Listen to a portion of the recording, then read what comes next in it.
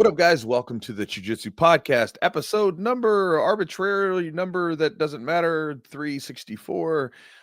We're here with you guys today. We're gonna chat about an idea that I've been chewing on. Um, when it hit me when I was coming back from the recent competition that I did. It just sort of popped into my brain, and whenever I have an idea that comes to me, I try to get it written down so I can look at it later. There was an old was it Earl Nightingale? I think he said something like that. Ideas are slippery things that have to be speared like a fish. You know what I Mm. mean? Otherwise, they get away from you. Maybe some of you guys have experienced that where you have like this really cool idea, then you don't write it down, and then you're like, "What was that idea?" I keep a journal next to my bed so that if I wake up in the middle of the night, I can like jot something down real quick just to like have it there and then come back to it. Because there's been times where I've had like really cool like aha moments, but it happens at 3 in the morning, and I really don't want to like stay up at that point, but I write it down. I'm like, all right, I'll come back to this tonight. But that said, it's an idea that I think applies really well to jiu-jitsu. As soon as I get into it, you're going to be like, yeah, totally, that makes sense. And then also too, I think from just my experience, my bearded experience, so take that for what you will, but I think it's more correct than not, but it applies to everything. So guys, with that said, we'll get into this podcast. Big thanks to our sponsors for helping make it happen. Charlotte's Web CBD. If you guys have never checked them out before, you can check them out at charlottesweb.com. Again, they're one of the premier CBD companies out there. They were one of the first ones I ever heard of. They've got a really cool origin story with, how they came about, where they started making products for a young woman named Charlotte and to support her at a time when CBD oils were not really a thing and weren't around in any real way. And since then, they have, created a number of different CBD products, CBN products. They use functional mushrooms. They have balms that you can rub on your body to assist with healing and everything else. And again, I find that CBD tends to be a really cool product for just assisting me with dealing with all the sports induced inflammation that we get into. Again, if you've trained jiu-jitsu and then you've taken any reasonable time off from jiu-jitsu and then you come back into it, you quickly are smacked in the face with how rough it is on your body, because when you come back from that first day of training after a layoff, you almost feel like you've been in a car wreck. And I find that, again, we become accustomed to that, and that's fine, but tools like CBD can be useful for assisting with that. I encourage everybody, though, again, we all respond to supplements differently, and again, it's a supplement. So if your diet's crap, if you don't sleep enough, if you drink too much alcohol, you don't drink water, check those boxes off first. If you're doing pretty well in those other areas, CBD can again be one of those things where you're helping get a couple extra percentage points to your recovery. And again, check them out at charlottesweb.com. The promo code is Chewjitsu30 for 30% off the order. Also, another recent sponsor that we've taken on is Athletic, ATHLETHC.com. So Athletic is a company. It's, again, created by two black belts that, again, we're trying to create a product that would help promote focus and get you into a certain state of mind in some cases for training or for recovery or whatever it might be. And so they use a really low dose of THC with CBD together to support that, right? And so they have some different blends that they've created, like Flow. There's one that's Power, that's supposed to be supportive of your exercise. There's another one that's called Rebound, which obviously your rebound recovery, you're thinking in that kind of sense. I've used them, and again, for anybody that's had the experience, pleasant or otherwise, of using some edible, kind of what that does. This is not like that at all, right? This is very like low dosed, and you're not going to be off your rocker trying to roll jiu-jitsu. But I do find that when I take the mints, I tend to be in a very relaxed mental state. And it can be like I generally like taking them at times. I don't take them all the time. Any of you guys who have listened to me for any length of time know I don't like taking supplements in any regard all the time. But when I take it, I find that, like, especially if I'm working on some new positions or I'm playing around with stuff, it really gets me into a good state mentally for that, because it's like I'm exploring this stuff. I've never tried it when I'm doing like heavy competition rounds, but for as far as like exploring and developing that relaxed mindset needed to learn new stuff, I think it's been pretty helpful for that. And so, if you guys want to check out their products and see what they do for you, again, like any supplement that I recommend to you that I've used, because I've used them all, I always just recommend you try them and see what you think, because what works for me may not work for you. And I don't want to be one of, like, I see a lot of the podcasts where they like we can call it what it is. They promote like some garbage. There's some really big brands out there that are like pretty trash, and they've been sort of said to be that, but they're promoted because they promote a lot of money into it. My thing is just try it for yourself. You see what you think. Trust your own experience. See if you get some benefit from it, and then kind of go from there. But again, I like the supplement, and I've used them. And I think it's worth trying at least to see how you respond. You can use their promo code Chewjitsu10 for 10% off the order, and that's at athletic.com, ATHLETH.com. Also, thanks to our sponsor, Epic Roll. If you guys have never been to their website, I encourage you to check it out. They've got a lot of cool gear, gis, rash guards, shorts. I love their no gi stuff. I get my gyms made through it, and actually I get all my gym gis right now made through Epic Roll. I think they have good quality stuff, great designs, good customer service, and I like supporting them because again, they support a lot of the up and coming jiu-jitsu practitioners. Everybody's all about getting the fighters more money, right? And so Matt and the crew over there, they do a lot of cool stuff where they help support some of these up and coming young competitors to help give them a chance to compete on a bigger level. And again, they're a big sponsor of the PGF, which is a great up and coming tournament that's supporting a lot of these young competitors and getting them paid some real money. So again, I think it's all good for jiu-jitsu. And again, they make a lot of cool stuff. If you want to go to their website and check it out, go to epicrollbjj.com. And when you look at their website, see what you find. If you find something you like, save 20% off the order by going to or using the promo code Chewjitsu20 for 20% off the order. If you guys like the podcast, you listen to it on a regular basis, and you'd like to support it in some way, shape, or form directly, you can do so by going to Patreon at patreon.com/the Jiu-Jitsu podcast.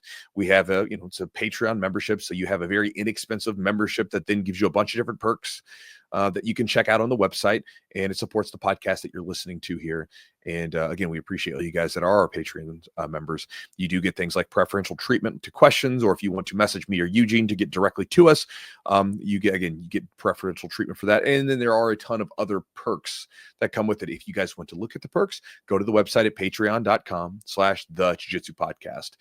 Last but not least, guys, if you want to join my daily email and get my Chew Crew email newsletter that I send out daily, Chewjitsu.net/join, JOIN is the website. When you join up, you'll get access to my Focus Jiu-Jitsu ebook, which goes into different strategies to make you or to give you ideas on how to improve faster through rolling with focus. This is something we're going to talk about here on the podcast in just a second, is that focus and intention is really critical for jiu-jitsu. And a lot of times it's underutilized, it's underfocused. This is one of the reasons why, just as sort of a side tangent, I can train a little bit less than a lot of people that I compete and roll against and do very well.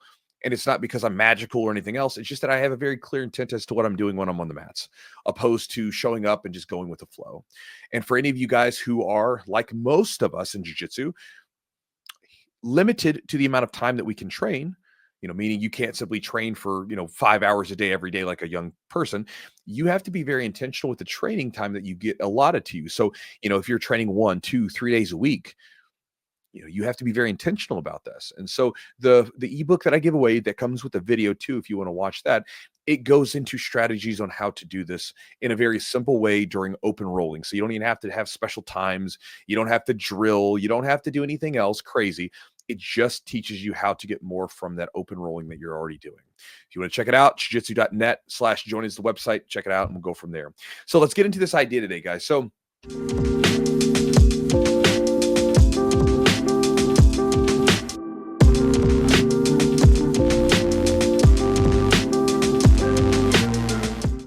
the idea is pretty simple.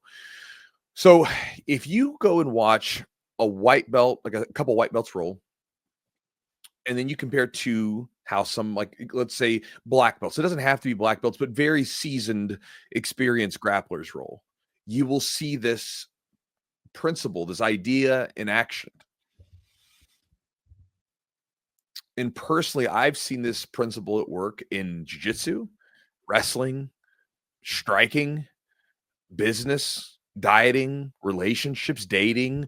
I mean, anything and everything, you can literally see it at play. And I feel like, for me at least, once I've seen it, I can't unsee it, because then I'm like, oh, I just see it all over the place. And the idea that I'm talking about being a little like mysterious and cryptic with it, but it's this idea that inexperience leads to inefficient activity, meaning you do a whole lot, but you're not really going anywhere. The way that I compare it in jiu-jitsu is a lot of times I'll say that white belts are like, it's like a manual transmission, right? If you guys have ever driven a stick, a white belt is like first gear. They're not really going very fast, but that engine, man, it's whining and it's struggling just to go like 20 miles an hour. But a black belt who's very skilled, they're cruising along at a good clip and the engine is just humming along and they're not using as much fuel. They're like in fifth or sixth gear, right? And so this is kind of the idea, in jiu-jitsu, highly skilled grapplers know what's important. They know what they're fighting for. They're intentional about their grips and their body positioning. Whereas a lot of times inexperienced grapplers aren't nearly as focused and they sort of scramble around. They do a whole lot of stuff, but they don't really get anywhere with it. They don't really achieve anything. You can think about if I'm rolling and let's say another white belt's rolling, we're going side to side. We might have the same heart rate. Like we could be up to in like the 170s or whatever, but I'm going to get a heck of a lot more for getting my body up to that intensity. Whereas for them, they're not going to, right? And we kind of all understand this, but it's just something to think about. In business, I've seen it where I've not just seen it, I lived it, where, early on, I used to have a wildly busy schedule, right? Talking sometimes up at 5, working at 5:30 in the morning, not home till 11 at night. Some of these days, right? And maybe there's a purpose for that. And maybe you have to grind a little bit like that, but literally just going. Now, I still work hard, right? Don't get me wrong. Like there's days where I'm really busy, but for the most part, my schedule's a lot lighter than it used to be, but I get a lot more done. And it's because I'm efficient with everything that I'm doing, and I know what's really important. I know where I should be putting my energy into things because there's a lot of things I could dabble with, but those are extras. And if I want to mess with them, I can, but they're not moving the needle forward for me in any major way.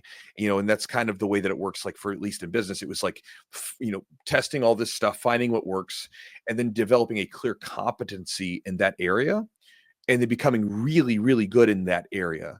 One of them, as many of you guys would probably guess, would be YouTube, right? So like YouTube was one of the areas where I started playing around with it, and then started to use it for business purposes. And then it was like, oh, let's dive into this. I think I've got something here because, for instance, I'm not my circuitous nature of speaking, right, doesn't really lend itself to a format where everybody's watching 15-second to a 1-minute clips, or you're just flipping if the video is not highly edited to support your ADHD. Whereas like a podcast or a YouTube where we can talk and you are accepting of that this is going to be a while, that we're here to like sit down and really digest this, it supports that. And so I'm better on those formats, right? I know other people use the Instagram stuff and that's perfectly fine. For me, it's not the best use of my time. So I dabble with it occasionally if I have the time, but I don't really mess with it too much because it's never really moved the needle that much ever for me. Even like when it's, grown a lot more, it just never did. Whereas things like podcasting, YouTube, things like that for the business side of it have done well. Also, the way that I use the class times and things like that, I know what things tend to move the needle for the students, what helps them improve. So I know where to focus time. Like, for instance, I don't spend a ton of time doing some crazy warm up because it's not really that necessary other than, hey, we need to do something to get you warmed up. And then we got to get into situational training because we're going to get a heck of a lot more from situational training than me having you do a bunch of calisthenics. Mm-hmm. Personally, that's what I found to be true. And so again, you see this over and over again, and it's just an idea to chew on. Even recently, like when I was releasing my Flow and Controlled series, which is it's a top pressure and guard passing sort of style system, if you will, that's focused on, people like me who are middle-aged and a little bit older. And one of the key things was centered around just a couple of positions where you develop a core competency, and then it allows you to move less and get more bang for your buck. You get further, but you get more for the amount of fuel that you spend, so to speak, right? And for you guys in jiu-jitsu, kind of going back, right? This is kind of one of the things that you should be after. If you want to become efficient, understand you can't be efficient everywhere, right? You can get pretty good in a lot of places, but generally speaking, you find an area like as you're dabbling in jiu-jitsu, you find an area that tends to seem at least like it has a feeling of like, oh, this is good. This is good for me. I like this. And then you go down that rabbit hole and you develop that real you're working towards mastery of a particular area. And then you know all the ins and the outs. I've talked about this before. It's like having a map of the roads, and you know all the back roads, the side roads, the main roads. So if one's closed, you know how to get around it. And so that's one of the things that makes you efficient. And I was talking to a guy came into the gym today, a friend of mine. He was a college wrestler, done jiu-jitsu off and on for years, and he also is like a legit like CrossFit Games athlete. So the dude's just in phenomenal shape. Mm-hmm. But we were rolling and we're wrestling around and stuff like that, and we're both cooking. I mean, he's like, I think he's like 31, I'm 40, and so again, we're both a little bit older, but again, both of us are fairly athletic and we're getting after it. And I was telling him how fast he is, because the dude, like when he moves, it's like he's really, really quick. He's like 195 pounds, barely an ounce of fat on him, and when the dude moves, man, he's fast. He's just got that quick wrestler speed, right? Yeah. And then he was telling me, he told me, he's like, well, I told him he's faster the roll. He said, well, you're pretty fast too. I was like, well, that's just because I know I'm where I'm supposed to be. Right. And a lot of times when it comes to like speed and jiu-jitsu, as a person, I'm really not that fast. I'm actually probably lean to be a little bit on the slower side. I'm just really good at knowing where I'm supposed to be, because when I'm grappling, a lot of times if I'm making you fight in my position of focus, then I'm a step ahead of you. Right. And this is how you can kind of be a fast grappler, a quick grappler. That's what I would actually call it. Like, I don't say fast, it's like quick. You know how to get to the place where you seem like, man, this guy's shifting angles on me, whatever. And he's so quick. You're not really that quick necessarily. You might just know where you need to be, and you're very efficient at getting there. And so to kind of go back to this idea, it's just an observation. Inexperience creates, lots of activity, but it's inefficient activity. Doing a heck of a lot, not really getting anywhere. And so it's just an idea to chew on. And again, if you're listening to this, you might be nodding your head saying, yeah, I noticed this with X, Y, and Z and other areas of whether it be grappling or life or off the mats. All right, so we've got the what, which is the inefficiency piece of someone that's a beginner. Let's talk about maybe the how. And so we'll kind of break it down to, we'll talk about social media, because there's a lot of people on social media that use that as a business or something they do for fun. But also, efficiency, maybe even in life or even on the mats. So let's start with on the mats. Like, yeah, the process of, I know time on the mats, time in training, that's important. But yes, what else? no, not just time, but time's Right, part of it. right. That's part of it. But what do you feel like starting to gain efficiency? What are some of the things that you focused on, maybe as a more of a beginner now to a very experienced grappler? What are some of the things you worked on to build efficiency into your game and probably for you, as you've gotten older, as we've all gotten older, it's a need. It's something you have to be more efficient because you can't keep up with the young bucks. But how did that kind of develop, as you had experience on the mats? Well, I think one is like the big thing is like more situational training, right? Because, we can talk about efficiency and we can talk about all the right things to do.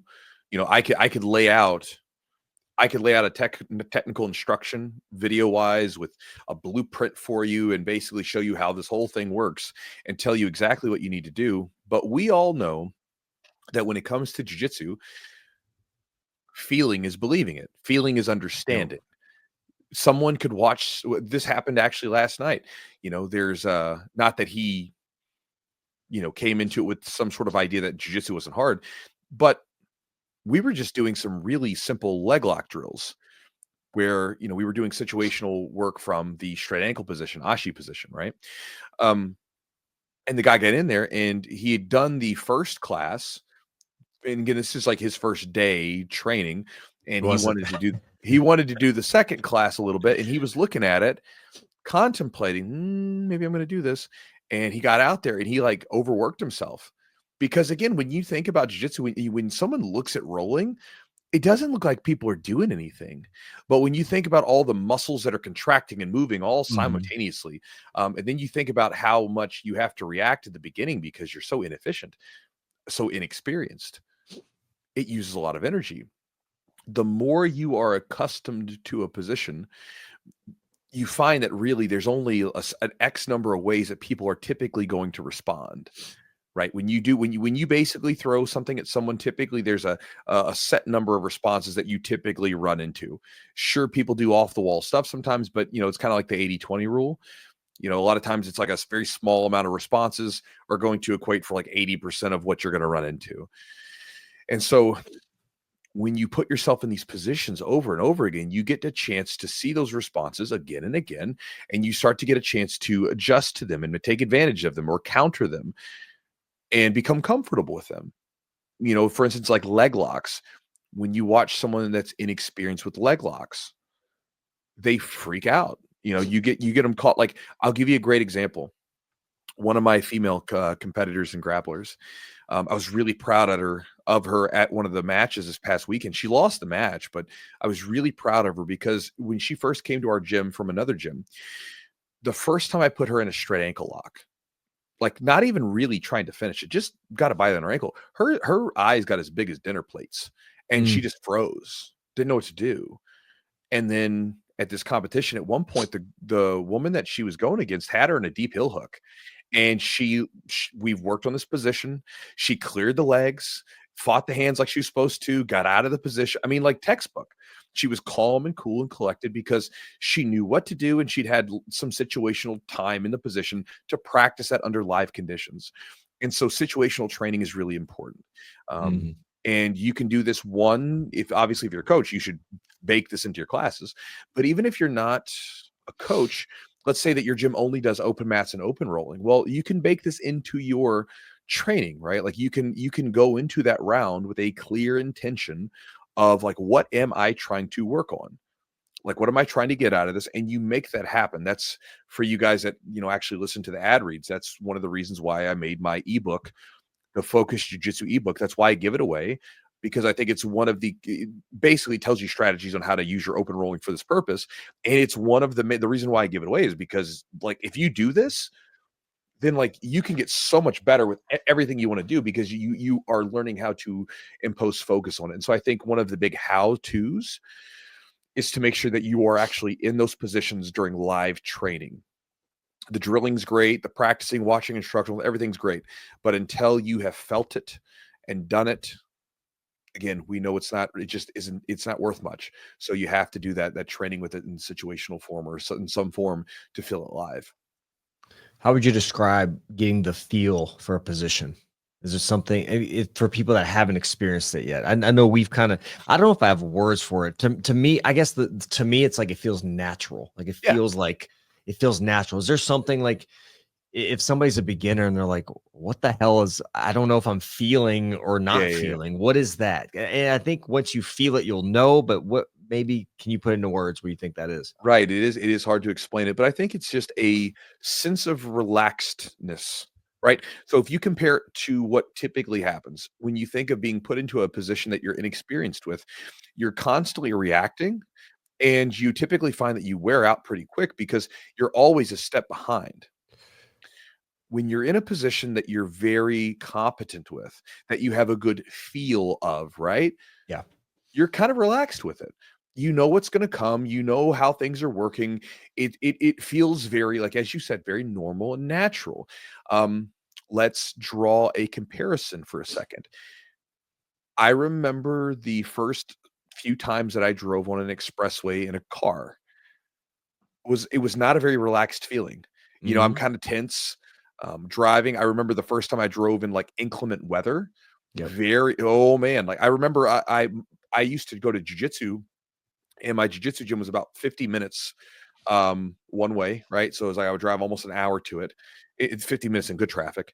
And I would get done and I would drive home. And I remember that again, this is before smartphones and stuff. So like you don't have this weather app constantly on your phone. When I was coming back, this was I want to say this is just around, maybe it was like Hurricane Katrina, or one of these hurricanes that had come up from the south, like, right. So like when a hurricane makes it up to, like, the storm makes it up to our area in Kentucky, by that point, it's just a really bad storm, but we still had like 70-mile-an-hour winds and heavy, heavy rain. And so as I'm driving on the road, by the way, I'm in this little 2-seater sports car that I had at the time. So like it doesn't weigh much. I'm driving on the road, and then all of a sudden, I'm getting slammed by rain where I can't even see in front of me, maybe more than like a couple of feet. And I'm just driving like 20, 35 miles an hour on the expressway. And there's very few people on the expressway. So everybody else got the memo, but I didn't. And I'm driving home at like night around like, it's like a 11 o'clock. And I remember how tense I was when I finally got home after this hour plus long drive because I had to drive so slow. My shoulders were, I felt like I'd been doing shrugs because I was so tense holding the steering wheel. Now I remember driving through I'll drive through nasty weather and I'm super relaxed because I've done this before. I know what to do. We slow down a little bit. You're relaxed. You've done it before. So the more times you do something, the more relaxed it becomes. And this is just a basic thing because here's the thing that happens in jiu-jitsu and just about anything else. There's the knowing part of it, right? You know what to do. And we can get tickled by the knowing. Like we feel like we really got something sometimes when we get this head knowledge. Mhm. But when it comes to jiu-jitsu, and this is true with a lot of things, it has to be in your body. And so you don't really know it until you've got it in your body. And like when you get into these positions, if you get in there and you spend more time in it, your body starts to figure things out. It starts to make adjustments very naturally and without you consciously thinking of it, right? If you say, I don't want to get swept over, maybe you don't know the exact right thing to do, but if you don't want to get swept over and you're inside someone's guard, you start to figure things out just intuitively. Humans do a lot of things. When you think about the way that humans, like our default mode of learning is just intuitiveness. It's this intuitive, like exploration, figuring things out. And so a lot of times when you get into these positions, one of the best things is just a lot of play from these positions so that you can allow your body some ability to intuitively learn what to do. Sure, we want to know kind of like the principles that make the position work, and all that stuff's very helpful, but there's real power in letting your body figure things out because I remember there was like a study that I read about where these people, I cannot remember the exacts of it, but essentially these people were picking cards, right? And what had happened was there was a pattern that the researchers had picked. So these people were picking what they thought were random cards, and they Mhm. would be shocked at what they thought were random intervals. Instead, in some cases, what was going on is that these researchers had like basically put these cards in a particular pattern X amount of times.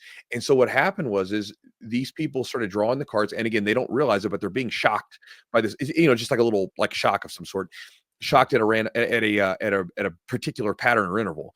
Well, their bodies started to figure the pattern out before they could articulate the pattern themselves. Huh. It was like I forgot how many times they got shocked before they could say, "Hey, I'm getting shocked the same amount of times," versus their body was figuring out way quicker. And the idea was that in a lot of cases, our bodies figure things out. I think it may have been in Blink, a Malcolm Gladwell book, which Huh. maybe I need to research that because sometimes he's not always the most factually accurate. Um, but it makes sense. And it's at least I've experienced this before where like, in wrestling, in jiu-jitsu, just about anything, you just figure things out when you're doing it and your body figures them out before you can articulate all the stuff. I mean, like in jiu-jitsu back in the day, we didn't have all the resources that we do now. Yeah. You know what I mean? I couldn't just get on the internet and look up the 16 principles that make side control work or whatever. Back then it was like you just got to go figure some stuff out. And what I found was that a lot of times I started doing things and started like countering submissions and fighting hand position correctly by and large just because I was in the position more and my body was figuring it out based upon the rules that I was subjected to. So Yeah. That makes sense. Again, like, but that's like you're doing some active learning there too. Like you're mhm. figuring out why is this? It's almost like you get the feeling first, and then you're doing the head stuff, the heady stuff. Where you're like, all right, why does this feel this way, or Yeah. what's the why does it feel natural? Why is it more effective or useful position? Which is interesting because I don't know if those things. I think maybe for some people, I don't know if it happens like they kind of conceptually get an idea first and then they can work it into a feeling or vice versa. I don't know. Everybody's different. I I think wonder. conceptually, like knowing it conceptually helps speed the process up a little bit. Okay. Right, because then at least you have a like, okay, this is supposed to work this way, right? So it kind of gives you a better, like sort of clear objective as to what you should be Yeah. working towards, which then you can sort of get a feeling of that sort of concept or that principle in action. Yeah. Um, but a lot of us, you know, in earlier generations in jiu-jitsu, we didn't have that. We were figuring out the concept sort of on the secondary where we noticed that for some reason, every time I do X, you know, this works. Okay, Yes. why is that the case? Why is this so effective, right? So then you kind of got to backtrack and figure out why that is. And I think sometimes when people figure new things out for themselves, this happens a lot. A lot of times they do that same thing where you go, huh, every time I do this, it works. Why? And then you try to figure out like the nuts and bolts of why this thing's effective. All right, so the next two parts was like kind of business and social media and stuff, and though you had Oh, one kind sure. of help the other. So let's talk about YouTube. You've been doing YouTube forever. I mean, Sure, how sure. long? Like 10 years? Longer? It's actually 10 years now. 10 years is 10 like years. actually trying to do it with any clear intention. 10 years. Yeah, yeah. So let's talk about that. Like, how did you discover that like YouTube was your medium, like your way to like share information as opposed to like a short form or something like that? And then how did that transition to helping the business? How did you put those two together? Well, so originally it sort of started off where I was just doing videos for the gym. I would like have drilling videos or the techniques that we worked on in the gym just so that Right, like right. I could recap people sometimes, right?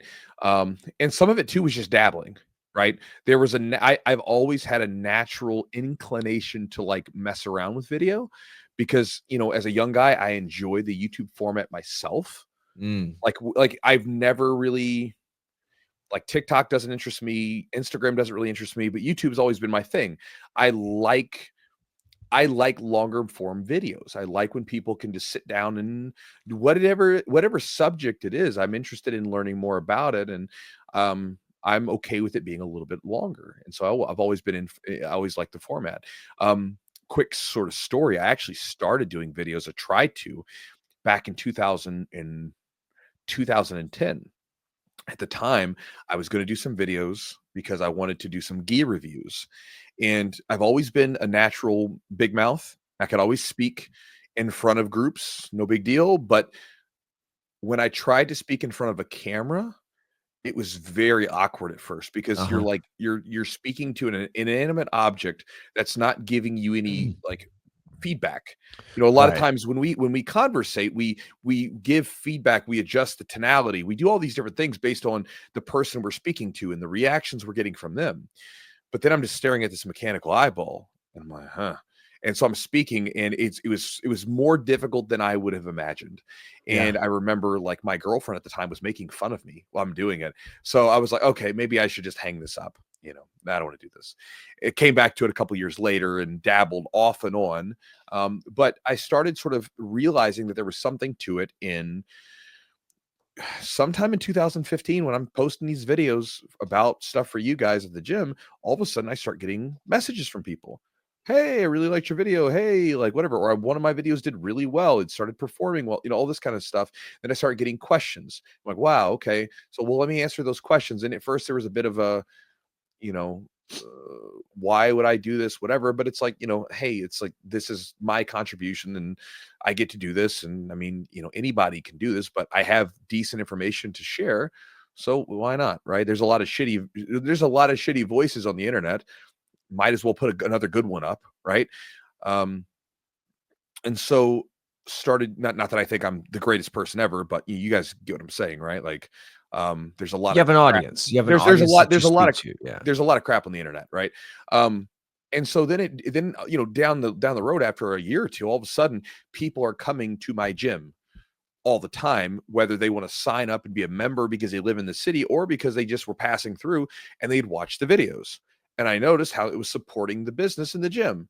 And then there's a whole other online back end side of it that supported, you know, a business and the whole thing. And so yeah, so like there's a lot of things. Even this podcast is a byproduct of the YouTube channel because, Sure. you know, a lot of the YouTube started the whole thing and then this became a part of it. And so again, it's spun from there, but the YouTube became one of the this is a good use of my time because it supports me.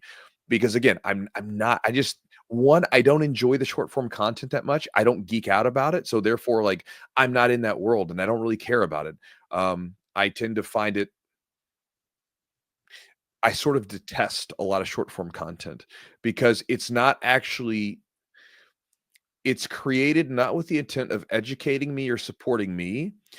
It's geared towards simply getting my attention and keeping my attention, right? So if you were just trying to educate me, just let me hear your words, let me hear your thoughts and share them. But when you're watching these videos that have been sort of like TikTokized, or almost like the Mr. Beast thing where the editing is so highly, it's like "Da, da, da, da, da, da, da, da." I'm like, this is, I just don't care for it because I don't think that I don't think that it's actually supporting my ability to learn, other than it's just trying to get me to watch longer, by changing the cuts every X amount of seconds. So this way I'm like, it's that kind of ADHD brain. Mhm. And I think in a lot of cases it does a disservice to the society at large, where you're saying, okay, like, and you look at some of the studies that they're coming out with now, what the short form content does to young brains, Yeah. how it's literally a brain rot.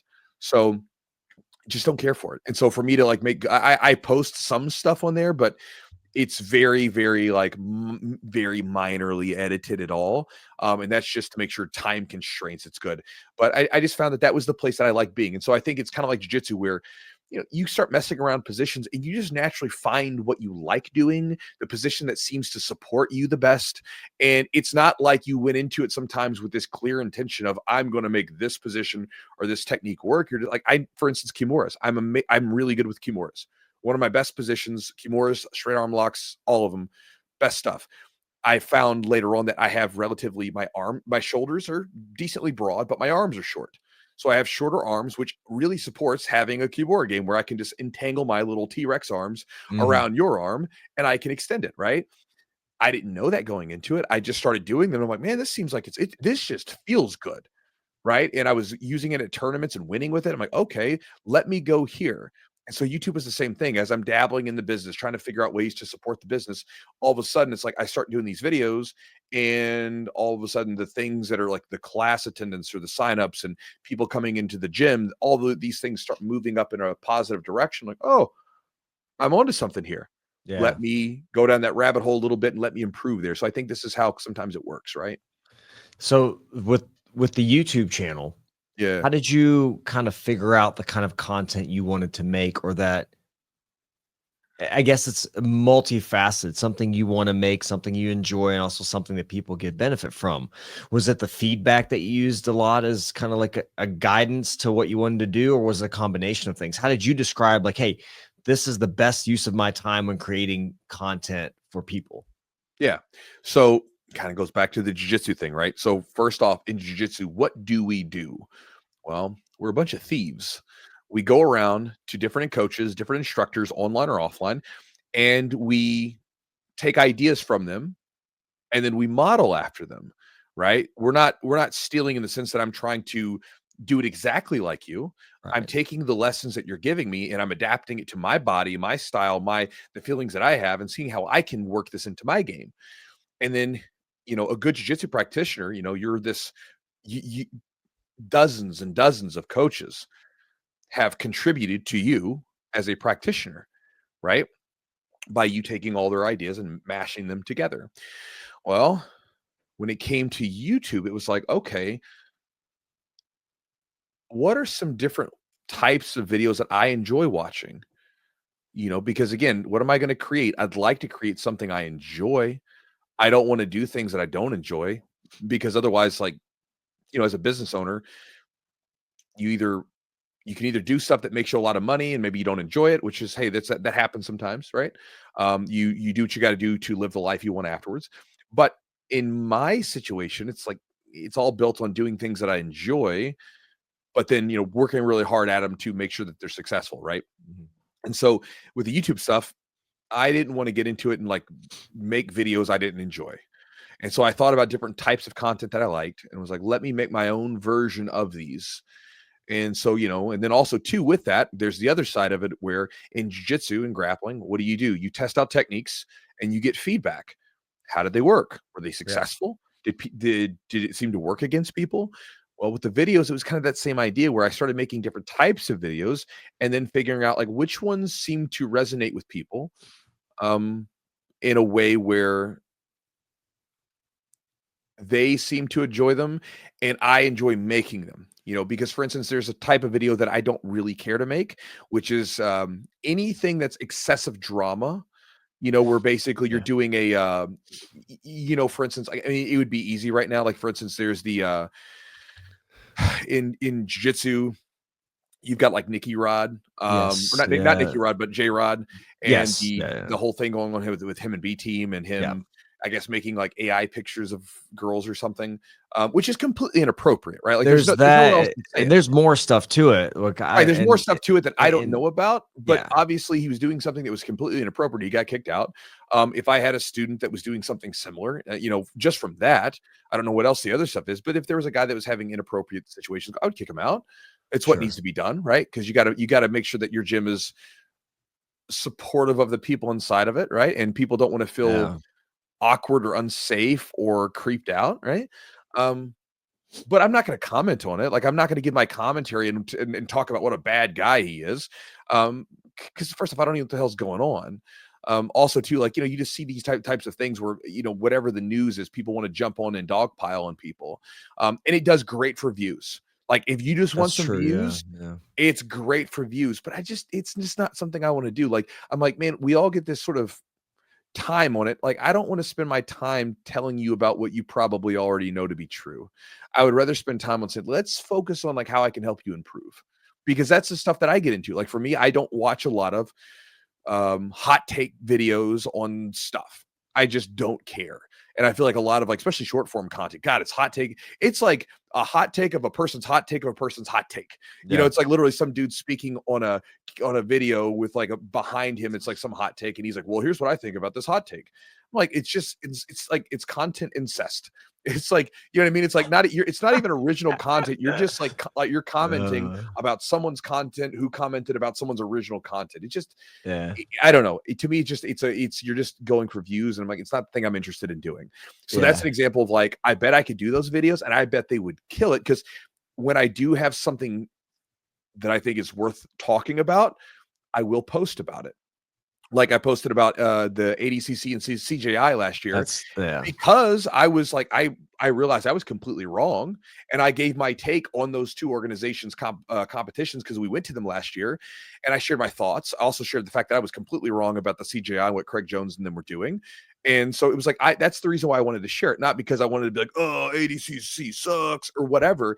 It was an idea about that. And so, that's an example of, it's a video that I'll make, that I like doing, that I think helps out other people and moves the needle forward in that direction. And you also have to think about strategy wise with it too.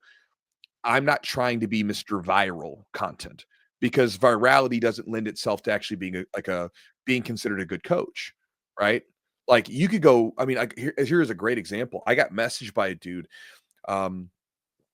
who was trying to do content stuff, and he had this video go super viral, right? It had like some crazy amounts of views, tons of views.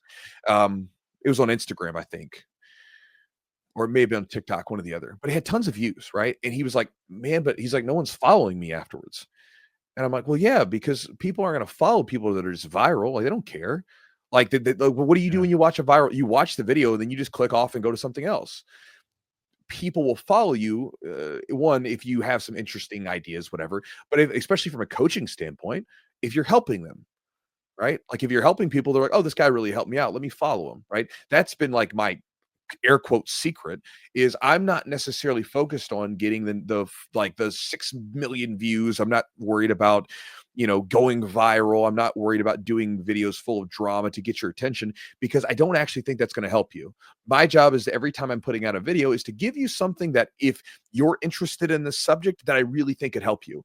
I'm thinking about you as a person. It's like when we talked about the idea of community for jiu-jitsu the other day on the Patreon that we did, right? We were talking about community, how to build a community for a jiu-jitsu gym.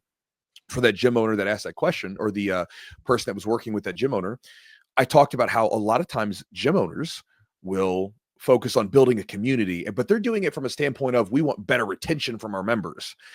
They're not thinking about, hey, I actually want to make a community that's going to serve the people so that they get more from this place, that they get more from this experience. They're thinking about it from, I want this versus, oh, what do these people want? Yeah. Let me help them get what they want. Right. And so that kind of goes back to it. Like when I make videos, it has to be something I enjoy doing that serves the greater strategy and then the people respond to. And I found that, in a big way, it was like the videos where I'm just talking. Some people get better videos from techniques or from more views from rolling videos. Mine was sharing ideas by mouth and talking, and people seem to enjoy that. Well, I think one thing that you do, and we actually talked about this, I don't know when we talked about it, but it's about like having a coach. Some people don't have a coach so they can actually ask questions, like whether it's jujitsu or even like life questions, right? So you kind of answer a lot. It's like when I started training, there wasn't anybody that you kind of just figured it out or Yeah. talk to your buddies that had the same level of experience. You didn't really like, you didn't know, you wouldn't definitely not go to another gym's coach and ask them like, hey, what do you think about this? Or I'm struggling with this. What do you think? You literally like talk to your buddies that will have pretty much the same amount of information that you have. Yeah. And so, you know what I mean? It's like the kid, like your buddy does not know anything else. Maybe their experience is a little bit different, but they don't really have any deeper knowledge of a certain question you may have. So I think like you would basically be like this coach that people could come to anonymously if they wanted to and ask questions. They're really like, is this a stupid question? Is this a normal feeling I'm having? I'm insecure about this thing. Is this normal to feel insecure about this? And like you would answer it honestly. And I think that just, you gave people advice in a way. That's what I think. Like you were kind of the like internet, the YouTube coach, essentially, like the YouTube jiu-jitsu coach that people that substituted in a way like their actual coach they didn't feel comfortable going to or didn't want to ask. I mean, I think that's, you offered a service, I think, or like an avenue for people to ask questions where it just wasn't to ask. It basically created a place where it's like you're safe to ask whatever question you have on your mind about this thing, because I'm not here to judge. Right? We all have our own questions, and you see that where it's like, this is crazy, right? Like you think of it, I literally think about this. People are going into a gym where they're paying like serious cash. Right. I'm not saying that, it's not crazy amounts of money, and it can be relative to some, but like, 100 and like sometimes 150 to $300 a month, depending on where you are in the country. Like that's not money to scoff at. That's a reasonable amount of money. Right. And to think that you go into a place and you ask someone who has shown themselves like, I am your guide in this thing. I am here to help you get better. And then you go to ask them a question and they just give you, hey, keep training. Okay, could you give me some other insights on this? Like, stop being a bitch and keep training, right? Not helping anyone, right? And you see that a lot, and that's people have to sort of sometimes divorce themselves from the situation, because just because it wasn't your issue, because it wasn't your problem, doesn't mean it's not a problem or a concern for someone else. And so again, your job as a coach, if you're there to be an instructor, go teach them techniques and then call it a day. But if you're there to coach someone, it's different. It's different, because if you're coaching them, that means you're getting into like, you're basically having to play like part-time psychologist. And I don't mean that I'm going to be your therapist. I don't mean it in that way, but you have to think about that when people come into, we all know this, whether it's competitions, whether it's training, just life, there is a mindset component to that, right? Mindset plays a huge role. The way that we approach things is it's a huge part of it. And so you're trying to not just, as a coach, you're not just trying to help that person optimize their technique. You're trying to get them in the right state of mind, because this might mean like if I have a person that's really stiff and rigid, insecure, and when they roll, they're just like a wild animal because they don't want to lose. I have to treat that person differently than say the person who's a little bit on the less aggressive side, who we need to get them to ramp it up a little bit, right? We have to treat people differently, and we have to figure out the little levers and buttons that we have to press on that individual human being to get what we want out of them, to help them get the best out of them. And sometimes that's as simple as like literally listening to them with a problem and not telling them to like shut up and be a bitch and keep training more, but actually to look at like figure out where is this coming from in them because they have this problem, and you're like, where is this stemming from? And then helping them come up with a solution that can support them. And so a lot of times when I'm talking, it's like, it's again in these videos, it comes from that place of basically just listening to you and trying to figure out where it's coming from, and then just giving you an idea that can maybe steer you towards the direction that I think would be most useful to you. And obviously, a lot of the videos could boil down to keep training and so forth. But I think doing so with a mindset that then is supportive and conducive to actually getting what you want out of this thing, right? Mhm. So, Yeah, that makes sense. I mean, that kind of lends into, the YouTube channel kind of was something that you used to help with the business and like, Mhm. efficiency and being, business owners sometimes are very inefficient, new business owners oh, and even dude, I was super experienced ones. inefficient. So like that, and even if you're not a business owner and you're a coach, right? Maybe you're just a coach, and being an efficient and effective coach is also that's something for me as in coaching. Like when I first was a coach, I was very inefficient. I mean, I had a 60-minute class at 6 a.m. and I was like, shit, I just showed like 5, 6 techniques when we got white belts, I can maybe only handle 1 to 2, Right. and And how much I did they really get from that class, right? exactly. And I Yeah. became more efficient in like looking at the feedback, looking at first of all, were they doing the movements that or the technique in class? Or were they just kind of like we do the technique and then everybody would just do whatever the hell else they were Right. doing? And so I was like, less is more. We have more time in position. And Yeah. I'm seeing people actually work the technique in class and actually work the technique in follow-up classes and message me later, hey, I hit this thing in class or another class. So that was kind of how I learned as far as being efficient. You're right. You're a beginner coach. You're inefficient. So you're doing all this stuff way more. You're showing way more than when you can get if you show less technique and more focused technique or position, you get more out of class and your students actually are more effective. Well, and even for you, right? It goes back to the idea that you want to find the things that work best for you. So for you, do you think you're supported better when you're blasted with more? Or do you think that you're supported better and you get more from it when you get less instruction, say like technique wise, and more time to play around with things in some sort of live conditions to experiment, to play and to experiment, right? And to figure things out. For me, less because I have to, number one, I have to take the material and I have to like play with it and Yeah, move it or whatever it is, right? that's it. And it's as simple as I've done many. I've done a good number of seminars, right? I've attended jujitsu seminars, and like some seminars, I leave and I'm like, "Ooh, I got this position that I know how to dive into. Now I'm going to figure out what works for me. I may not be able to hit it specifically, but Right. I've also come out of seminars. And I'm like, I don't know what the hell just happened. My brain is in a fog, and I don't even remember anything. Yeah. And so like sometimes it's a wow factor, right? Like you have someone teaching you that they're very knowledgeable, but like how do you pass that information on? And I don't want to see every single technique, I want to know like how can I maybe extrapolate one little movement or idea or modification on Yeah. something. Even if I get that at this point in my jiu-jitsu, if I get something like that,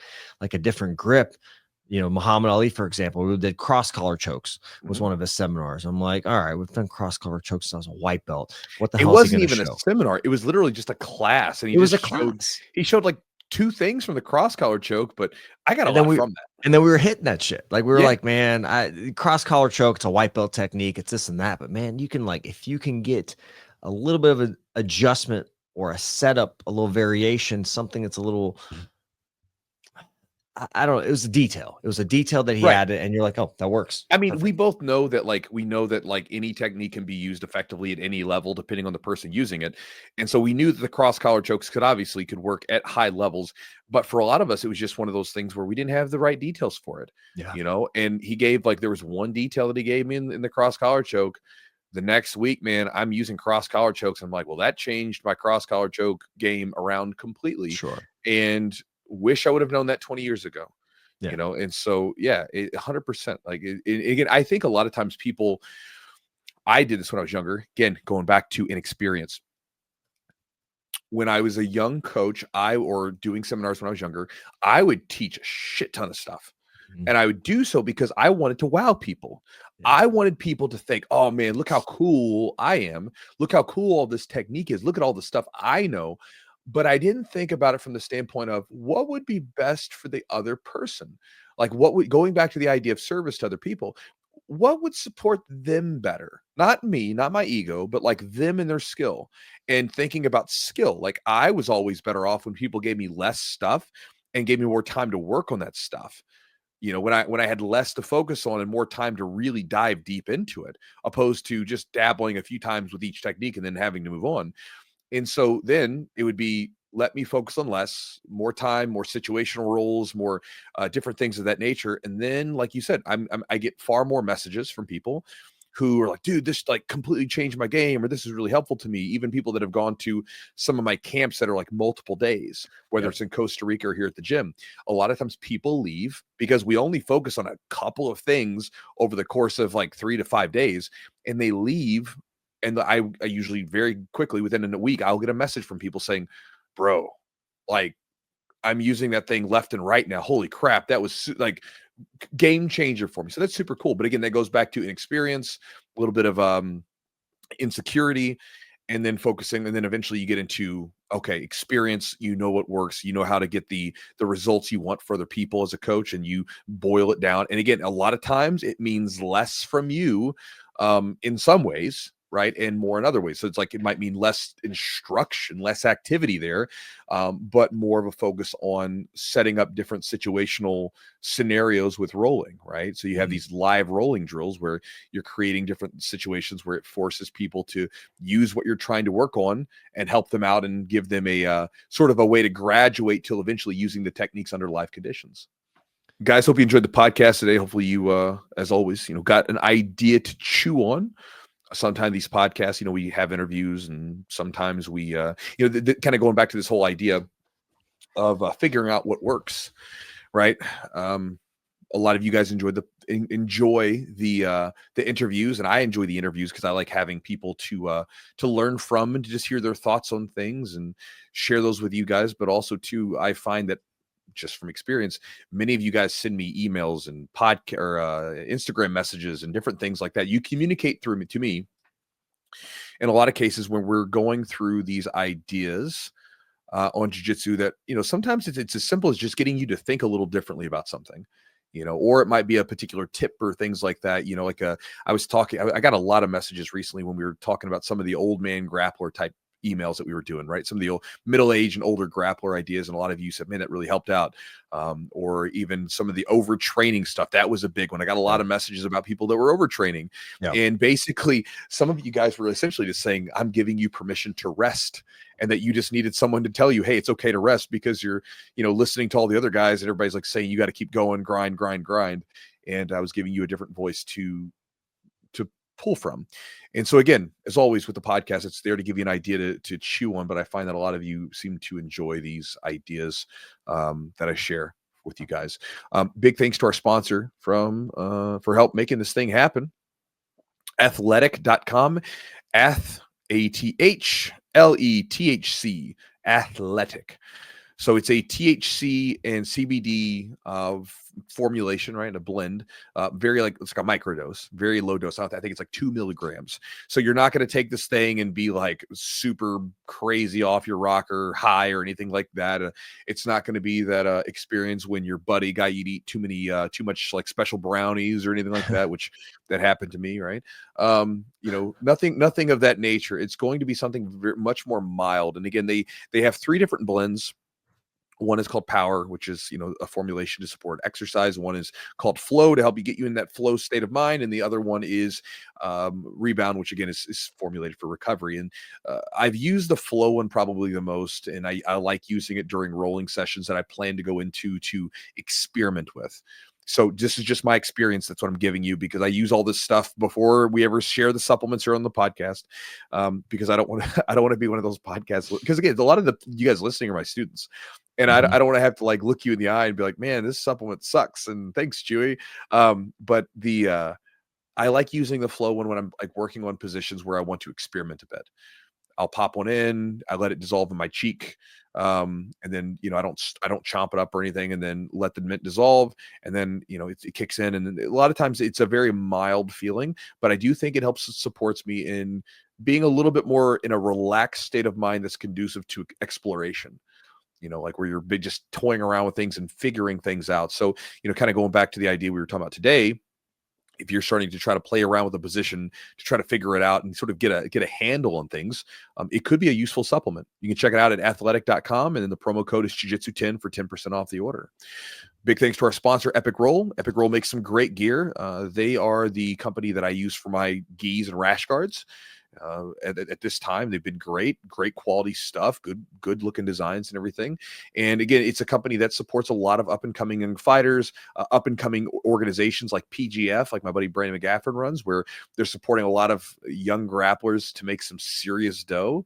And, again, that's a lot of us that we like seeing the fighters get paid. We like seeing the fighters supported, and they make really cool jiu-jitsu gear, and they're trying to give back and help out some of those up and comers. And so if you guys want to check out any of their gear, see if it's something you like, go to their website at epicrollbjj.com.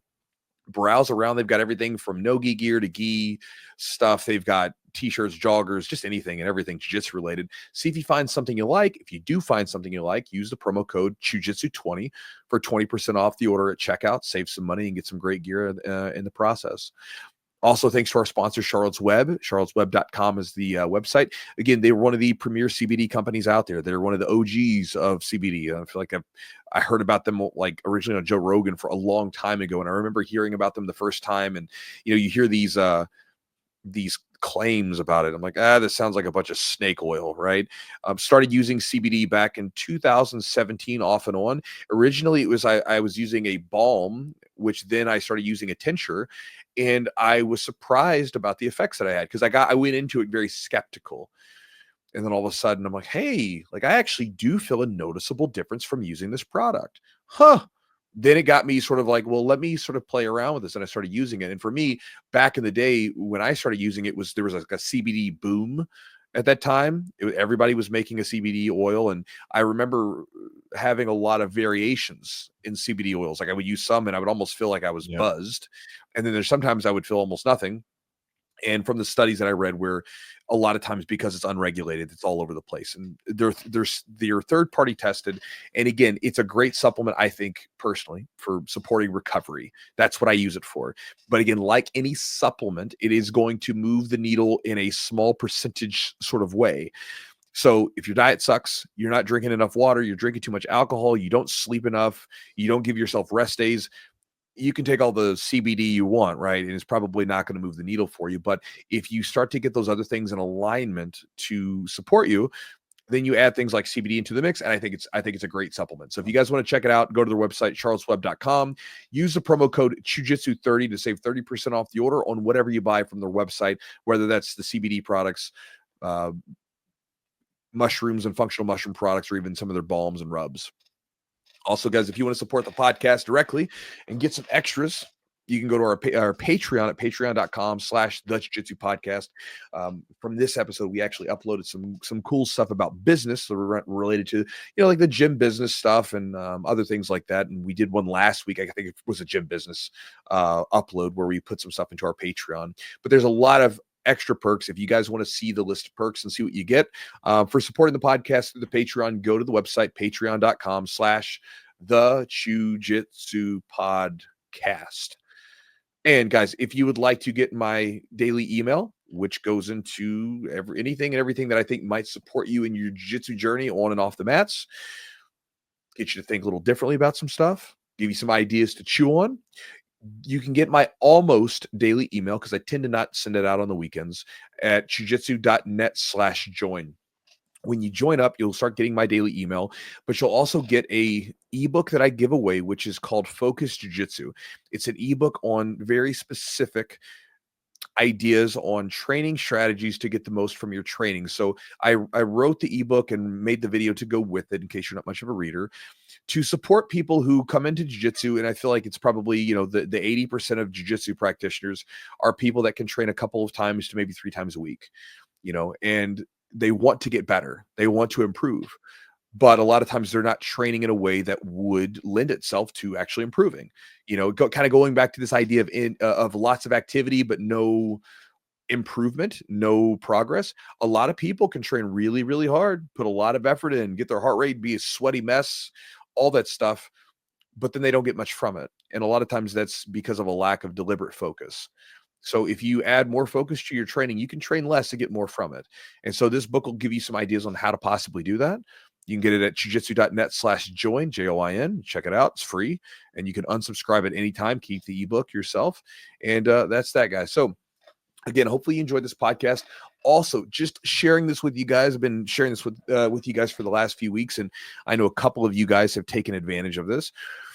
Eugene, my co-host here, is a black belt in jiu-jitsu. He's also a doctor of physical therapy. If you've been a long-time listener, then you know this. And he currently does coaching with people one-on-one.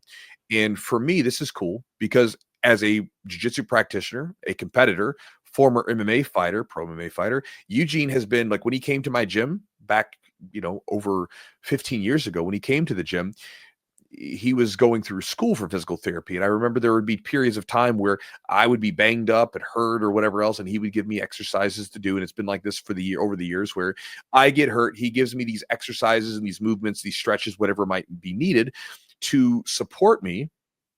And then what happens is the injuries don't become major. A lot of times I've been lucky enough to avoid any other further damaging by simply listening to the recommendations on training and then making the adjustments. And even we've had a young guy come to the gym who's been training with us, who's a wrestler, and he got the green light from his regular physical therapist, but that physical therapist has no idea what grappling is really like. And then he's going into wrestling and just keeps getting injured. Eugene gets a hold of him and again gives him some stability. He still struggles to some degree with the shoulder because he got it really, really torn up pretty good. But again, actually can get on the mats and roll and everything else. He's been rolling with us in our morning classes. And again, Nice. this is the difference between having a physical therapist that really knows us versus someone who's just sort of guessing. And so I share this with you guys. If you're either trying to avoid injury, you have a little bit of a small injury you're trying to work through, or you're trying to improve your ability to move on the mats, because I see a lot of people who sit down a lot or stand a lot. They tend to have really tight hips and everything else. Eugene can give you a plan customized to you. If you guys want to get in contact with them, check them out at the jiu-jitsutherapist.com, or you can shoot him a message on Instagram at the jiu-jitsu therapist. Or even if you guys send us a jiu-jitsu podcast message, it'll go to Eugene and you can contact him that way. In case you're interested in doing a custom plan specifically for your needs. Share it with you guys, because again, it goes back to a lot of people want to improve those things. They want to have good coaching in those areas, but it's like, who do you contact? This is the guy that, again, is my guy that you guys can have access to if you want. He'll take care of you. So anyway, guys, hopefully you enjoyed the podcast, got something from it. We'll talk to you guys next time.